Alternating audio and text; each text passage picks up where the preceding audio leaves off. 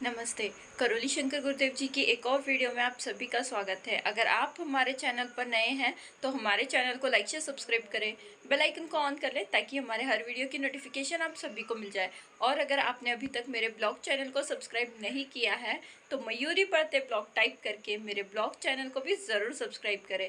Daily update के लिए हमारे व्हाट्सएप चैनल और टेलीग्राम चैनल को फॉलो करना ना भूलें। इन सभी की लिंक आपको नीचे डिस्क्रिप्शन बॉक्स में मिल जाएगी। आप वहां पर क्लिक करके हमारे व्हाट्सएप चैनल और टेलीग्राम चैनल को भी फॉलो कर सकते हैं।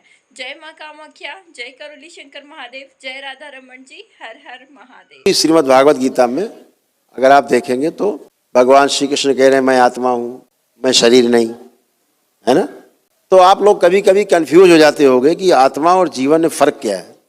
आत्मा जो है ऐसे समझो जैसे इंजन, नंबर 1 का इंजन, फर्स्ट क्लास, पेटी पैक, ब्रांड न्यू इंजन। अब उसमें आप पेट्रोल डाल दो, डीजल जौन सा इंजन हो, स्टार्ट कर दो, है ना। अब बताओ ये इंजन कहीं जाएगा? कहीं नहीं जाएगा, तो खड़ा रहेगा, हुर्र चलता रहेगा, जाए कहीं नहीं। क्यों? कब जाएगा ये? जब इसको मोटर पे रख दिया जाए, 4 पहिया लगे हों, तब ढूंढेगा ये इंजन, चला के ले जाएगा दिल्ली मुंबई, सब घुमा लाएगा पूरी दुनिया। तो जो अकेला इंजन है उसे आत्मा कहा गया।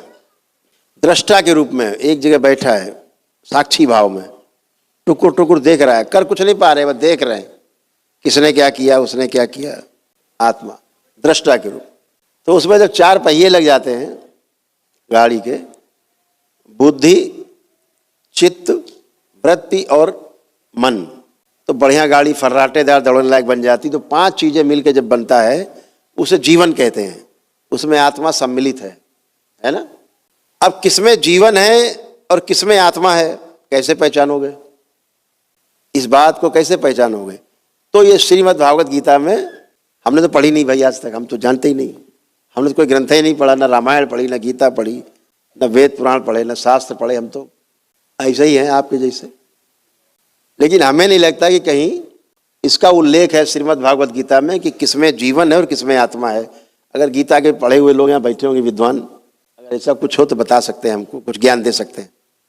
तो ऐसा कुछ भी नहीं, मुझे अभी तक किसी ने बताया कि श्रीमद् भागवत गीता में ये लिखा हो कि ये कैसे पहचाने कि इसमें जीवन है और इसमें आत्मा है, अकेली आत्मा है, जीवन पूरा नहीं है। तो बाबा से पूछा, बाबा कैसे पहचाने? बाबा ने कहा इस धरती पे कुछ लोगों में तो जीवन है, बाकी सब में आत्मा है। तो ये कैसे पहचाने भाई ये आत्मा है? तो उन्होंने कहा, एक वाक्य कहा, सिर्फ एक वाक्य, कि जीवन ही जीवन की बात को सुन के रिएक्शन देता है। जैसे अभी हम आपसे कहें कि बेटा यहाँ आओ तो आप आ जाओगे, हम कहें बेटा आप जाओ बैठ जाओ तो आप बैठ जाओगे, मतलब आप में जीवन है। अब आप मेढक से कहो भैया आओ, हैं, चींटा चींटी को बुलाओ आओ आओ, आप गाय को बुलाओ आ जाएगी, आप बुलाओ गाय को आओ तुरंत आ जाएगी, रोटी खा ली चलो चली जाएगी। कुत्ता बुलाओ आ जाएगा, चला जाएगा, मतलब जीवन है। तो जिसमें जीवन है वो आपकी बात को सुन के अनुसरण करेगा। जिनमें जीवन नहीं है वो पलट के आपको रिएक्शन नहीं देगा। वो इंजन की तरह रखा है, हुर कर रहा हो, नहीं जानता कुछ क्या बातें हो रही हैं। तो जीवन ही जीवन को पहचानता है।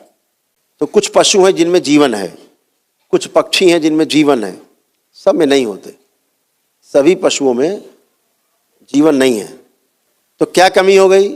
एक श्रेणी नीचे है, एक श्रेणी जो मनुष्य में जीवन है और मेढक में केवल आत्मा है, जीवन नहीं है।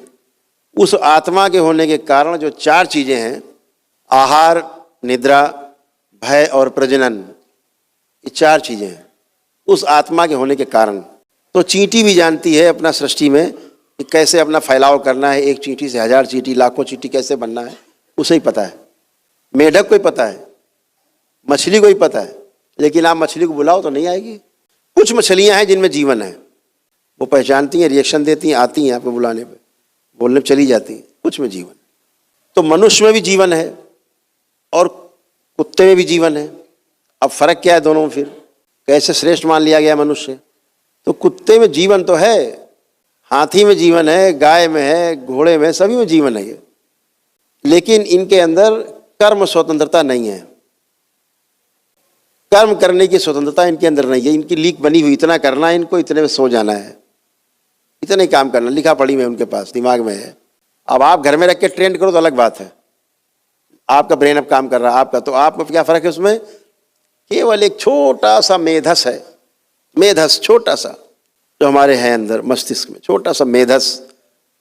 वो मेधस होने के कारण हमारे अंदर कल्पनाशीलता और कर्म करने की स्वतंत्रता, दो चीजें उपलब्ध हैं, जिससे एक आदमी लाखों पेड़ लगा सकता है धरती पे और एक ही आदमी लाखों पेड़ काट सकता है। आंख बंद किया, कल्पना कर ली, ऐसे ऐसे घर बनाएंगे, उसमें ऐसे नीचे होगा, कमरा ऊपर होगा, किचन इधर होगा, इधर बाथरूम होगा, सब बन गया और कागज में खींच दिया। घर बना नहीं, लेकिन दिमाग बन गया घर उसके, ऐसा कलर लगाएंगे, ऐसा दरवाजा होगा, खिड़की होगा, ऐसा पलंग होगा, सब ये कल्पनाशीलता मनुष्य के पास है और कर्म करने की स्वतंत्रता है। ये केवल मेधस होने के कारण है, ये किसी जीव में नहीं है, केवल मनुष्य में है, इसलिए मनुष्य सर्वश्रेष्ठ माना गया है। तो एक ही श्रेणी पीछे ध्यान रखना है, इसलिए इनका आदर सम्मान जरूर करो, इन पशुओं का। इनकी हत्या नहीं करनी चाहिए। जो ये यज्ञ हिंसा करते हैं लोग, बकरे की बलि दे रहे हैं, वो जानता तुम हमें कहाँ ले जा रहे हो, समझ तो रहा है वो, लेकिन कल्पनाशीलता नहीं कर पा रहा कि कैसे क्या करें, बच्चे कैसे, दिमाग कैसे लगाएं। इधर चारा खिला रहे हैं, पीछे से गड़ासा मार दिया, धड़ से गर्दन अलग। ये जो निरीह पशुओं की जो हत्या होती है, एक श्रेणी पीछे है तुमसे, और ध्यान रखो, तुमने हत्या की तो वो आदमी बनेगा और तुम बनोगे बकरा। तुम्हारे हो गए कर्म भोग बकरा बनने के, तुमने हत्या की, और कम से कम वो मरने के बाद बकरा दैत्यों के तो काम आया, दैत्यों ने खाया उसको, उसके प्राण लिए, दैत्य प्राण पीते। माँ को किसी बलि से लेना देना नहीं है।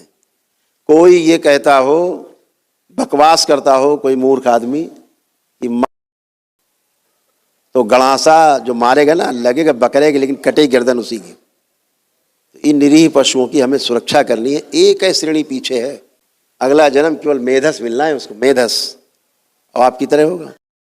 तो आज का वीडियो आपको कैसा लगा कमेंट बॉक्स में लिखकर ज़रूर बताइएगा। आगे भी इसी प्रकार के वीडियो देखने के लिए हमारे चैनल को लाइक शेयर सब्सक्राइब करें, बेल आइकन को ऑन कर लें ताकि हमारे हर वीडियो की नोटिफिकेशन आप सभी को मिल जाए। वीडियो को पूरा देखने के लिए धन्यवाद।